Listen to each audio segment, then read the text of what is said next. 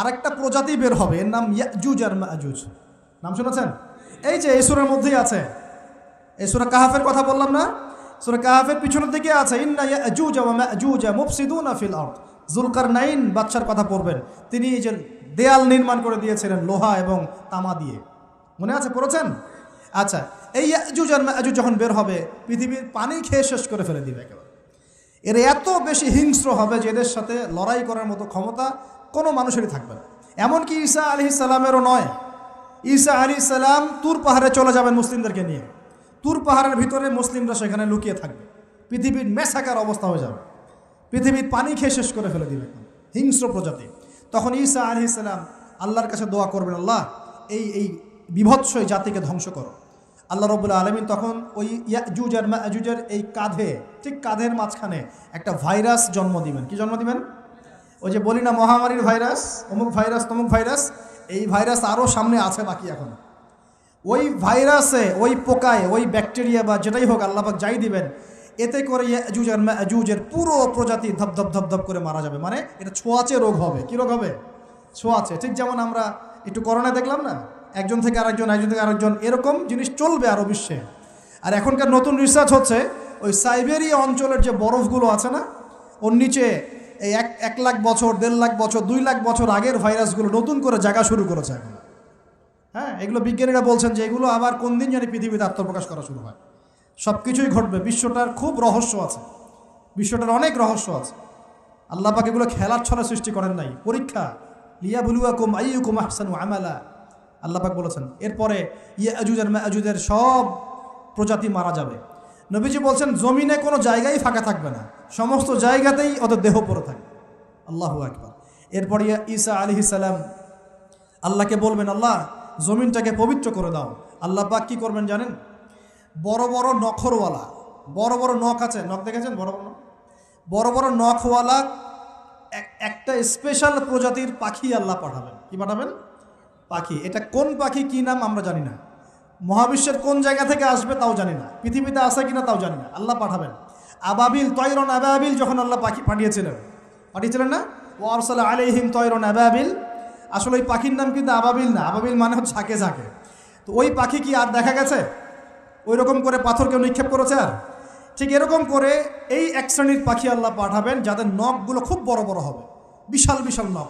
এই নখগুলো দিয়ে তারা দেহগুলোকে উঠাবে, উঠিয়ে নিয়ে কোথায় যে ফেলে দিবে আল্লাহ ভালো জানে। সুবহানাল্লাহ, আল্লাহু আকবার। আল্লাহ পাক বিশ্বে কত কি বাকি রেখেছেন এখন। এরপরে আল্লাহ পাক কী করবেন জানেন? আল্লাহ পাক বৃষ্টি বর্ষণ করবেন। এত বেশি বৃষ্টি হবে, এত বৃষ্টি হবে, জমিন ধুয়ে পরিষ্কার হয়ে যাবে। হাদিসে আসছে জমিন একদম চকচক করবে, জমিনটা পরিষ্কার হয়ে চকচক করতে থাকবে। এরপরে কারণ ওই ভাইরাস তো ধুইতে হবে না, ভাইরাসকে ধুয়ে সাফ করতে হবে। তারপরে ঈসা আলাইহিস সালামের সময়ে বলা হচ্ছে, তার সময়ে একটা ডালিম দেখেছেন কি না? আনার ডালিম, এই ডালিমের যে খোসা হয় না, এই ডালিমের খোসার নিচে একটা পুরো পরিবার আশ্রয় নিতে পারবে। কি বুঝলেন? এত বড় বড় ফল হবে, এত বরকত হবে জমিনের মধ্যে। কখন বরকত হয়? যখন একটা জনপদের অধিবাসীরা আল্লাহর সামনে আত্মসমর্পণ করে, তখন আল্লাহ বরকত দেন। আমরা কি আত্মসমর্পণ করছি? এই জন্যই তো অর্থনৈতিক মন্দা চলছে। এমনি নাকি? সুদ খাচ্ছেন, দিব্যি ঘুষ খাচ্ছেন, দুর্নীতি করছেন, জেনা করছেন, মানুষের সম্পদ আত্মসাৎ করছেন, মাপে কম দিচ্ছেন, আবার নামাজও পড়ছেন, মাশাআল্লাহ। তো বরকত কোত্থেকে আসবে? তো বরকত কখন আসে? যখন একটা কওম আল্লাহর সামনে সম্পূর্ণ আত্মসমর্পণ করে। একটা ডালিম হবে, এটা রূপকথা নয়, এগুলা গাল গল্প বলছি না। এই প্রতিটা কথা আল্লাহ পাকের ওহী থেকে আসছে, এর একটা কথা মিথ্যা হবে না ইনশাআল্লাহ তাআলা। বিশ্ববাসীরা দেখবে একটা ডালিমের নিচে একটা পরিবার আশ্রয় নিতে পারবে। এত স্পেসিফিকলি বলা হয়েছে হাদিসগুলোতে। নবী সাল্লাল্লাহু আলাইহি ওয়াসাল্লাম বলেছেন যে 10 জন ঘোড়সাওয়ার, কয়জন ঘোড়সাওয়ার? 10 জন ঘোড়সাওয়ার বের হবে ইমাম মাহদির সময়, যারা খোঁজ নিতে যাবে যে দেখি দাজ্জাল বের হয়েছে কিনা। ঘোড়ায় করে খোঁজ নিতে যাবে, দেখি দাজ্জাল বের হয়েছে কিনা। ওই 10, নবীজি বলছেন আমি ওই 10 জনের নামও জানি, ওদের বাবার নামও জানি। সুবহান। এত স্পেসিফিক জ্ঞান দেওয়া হয়েছে আল্লাহর পক্ষ থেকে নবী সাল্লাল্লাহু আলাইহি ওয়াসাল্লামকে। তার হাদিস থেকে বলছি, ডালিমের নিচে পরিবার আশ্রয় নিতে পারবে। তো অনেকে হয়তো হাসবে, কি বলে একটু উল্টা পাল্টা কথা, তাই না? নাস্তিকরা মনে করতে পারে যে হাসবে, আরে হাহারি এক দিয়ে রেখে দেবে। এখন মানুষ ফেসবুকের মতো চিন্তা করে, ফেসবুকের মতো হাসে, ফেসবুকের মতো কাঁদে, মানুষ এখন রোবটিক হয়ে গেছে, ঠিক আছে? আচ্ছা, তো এরপর কি? এরপরে বরকতের এই সময়টা শেষ হয়ে যাবে কখন? যখন মানুষ আবার সেই জেনা, পাপ, শিরিক, কুফর এগুলোতে লিপ্ত হবে। আল্লাহ রসুল বলছেন এমন একটা মানুষও বাকি থাকবে না, একটা মানুষও না যে খালি লা ইলাহা ইল্লাল্লাহ কালিমাটা পড়তে জানে, এমন একটা মানুষও বাকি থাকবে না। বলেন নাউজুবিল্লাহ। ওরা হবে এই পৃথিবীর সবচেয়ে নিকৃষ্ট মানুষ। ওদের চেয়ে নিকৃষ্ট কোনো মানুষ এই পৃথিবীতে হবে না। এখনও কি এরকম সময় আসে নাই? এখন কি লা ইলাহা ইল্লাল্লাহ আছে না? পূর্ণাঙ্গ প্রয়োগটা নাই, কিন্তু কালিমা তো আছে কি না? তখন নবীজি বলছেন এমন একটা যুগ আসবে যে লা ইলাহা ইল্লাল্লাহ বলার মতো একটা মানুষ খুঁজে পাওয়া যাবে না। আর মানুষ রাস্তাঘাটে কুকুরের মতো জেনা করবে। রাস্তাঘাটে কুকুর যেমন সঙ্গম করে না রাস্তাঘাটে, ওই রকম করে মানুষ রাস্তাঘাটে জেনা করবে। ওই সময়ে আল্লাহ রাব্বুল আলামিন পশ্চিম দিক থেকে সূর্য উঠাবেন। কোন দিক থেকে? সূর্য সত্যি সত্যি পশ্চিম দিকে উঠবে। পৃথিবী একদিকে ঘুরছে না এখন? কে জানে আল্লাহ পাক পৃথিবীর ঘূর্ণন থামিয়ে উল্টা দিকে ঘোরাতে পারেন না? অবশ্যই পারেন। আল্লাহ পাকের জন্য এটা খালি বলা কুন ফায়াকুন, হও হয়ে যাও, ব্যাস। পুরো বিশ্বের বড় বড় ডিপার্টমেন্টগুলো কারা নিয়ন্ত্রণ করছে? আমরা নিয়ন্ত্রণ করছি? জি না। এমনকি খ্রিস্টানরাও নিয়ন্ত্রণ করছে না, বরং ওরাই নিয়ন্ত্রণ করছে। আপনাকে গভীরে ঢুকতে হবে তো। তার মানে সে আত্মপ্রকাশ না করলেও তার অনুসারীরা তো মাশাআল্লাহ শক্তিশালী হয়ে গেছে কি না? তার মানে সময় কাছে না দূরে? কাছে। এটা বোঝার জন্য কি ভবিষ্যৎবাণী করা লাগে? গণক হওয়া লাগে? জ্যোতিষী হওয়া লাগে? এটা বোঝার জন্য কোরআন সুন্নাহর সাথে শেষ জামানা স্টাডি করলেই হয়।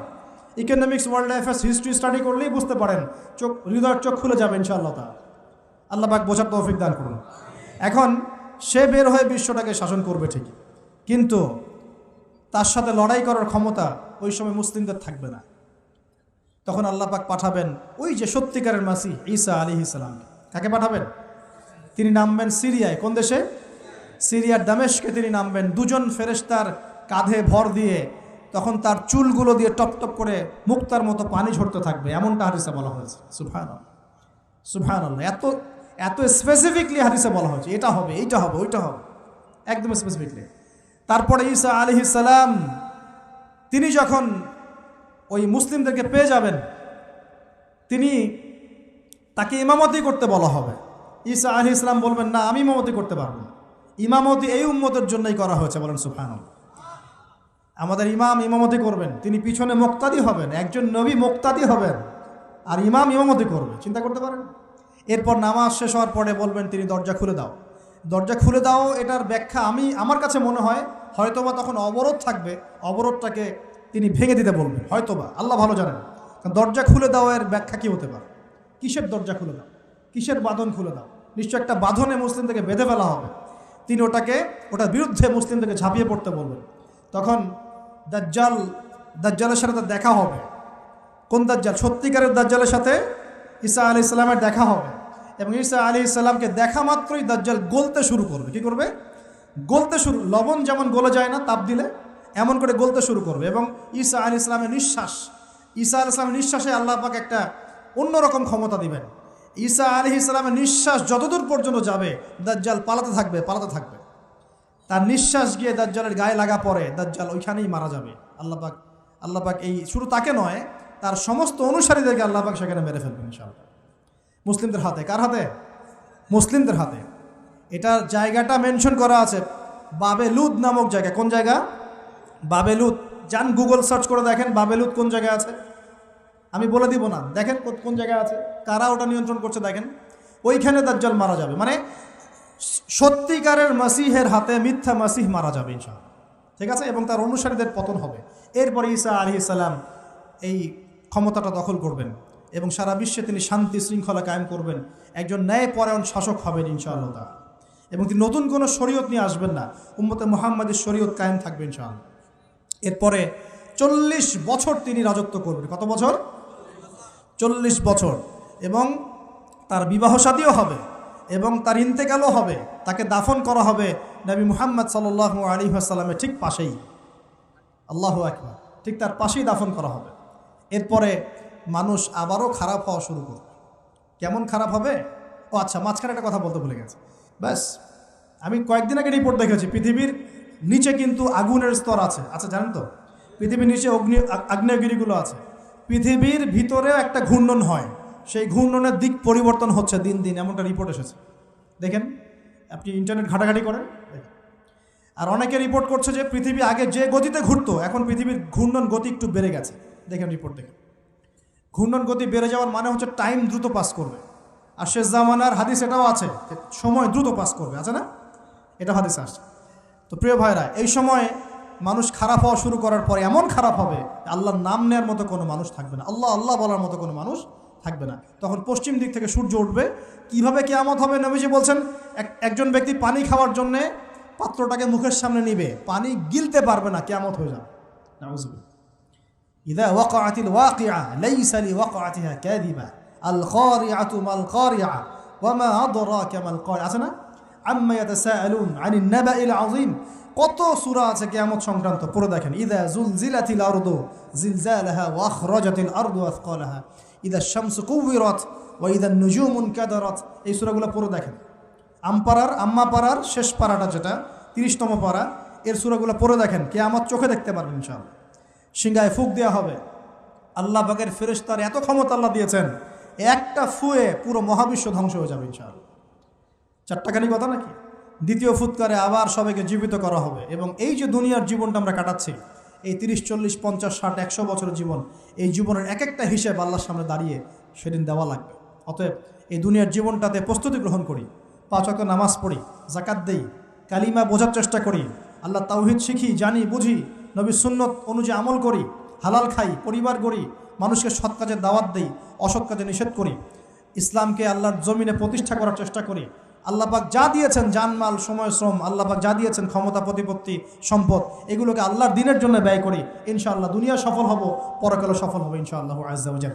আল্লাহ পাক আমাদের সবাইকে সমকালীন ফিতনাগুলো সম্পর্কে সচেতন থাকার তৌফিক দান করুন, এবং এই রমজান, আসন্ন রমজানে পরিপূর্ণরূপে ইবাদত করার তৌফিক দান করুন, এবং এই ইবাদত এবং শিক্ষাগুলোকে সারা বছর ধরে রাখার তৌফিক দান করুন, এবং জামানা সম্পর্কে সচেতন থেকে আগামী দিনে যা হবে সেভাবে পদক্ষেপ নেওয়ার তৌফিক আল্লাহ পাক দান করুন। আমিন।